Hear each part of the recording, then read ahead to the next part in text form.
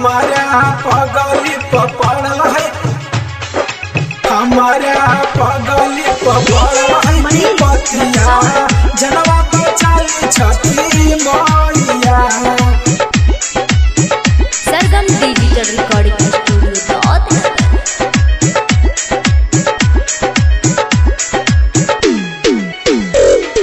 कैसे दिया रघिया भूखी परबिया तू ही बताव छठी मैया, छठी मैया। कैसे दिया रघिया भूखी परबिया तू ही बताव छठी मैया, छठी मैया। हमारा पगली पड़ल है विपतिया जनवा बचाली छठी मैया। हमारा पगली पड़ल है विपतिया जनवा बचाली छठी मैया, जनवा बचाली छठी मैया, जनवा बचाली छठी मैया, जनवा बचाली छठी मैया, जनवा बचाली छठी मैया। हमारा पगली पड़ल है विपतिया जनवा बचाली छठी मैया। हमारा पगली पड़ल है विपतिया जनवा बचाली छठी मैया। हमारा पगली पड़ल है विपतिया जनवा बचाली छठी मैया।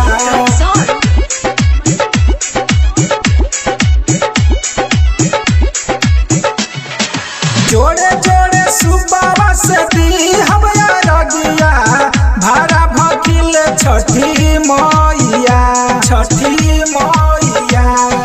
जोड़े जोड़े सुबावा से दी हमारा रगिया भारा भकिल छठी मैया। अपना सेवकवा पदे दधनवा जनवा बचाली छठी मैया। हमारा पगली पड़ल है विपतिया जनवा बचाली छठी मैया। हमारा पगली पड़ल है विपतिया जनवा बचाली छठी मैया।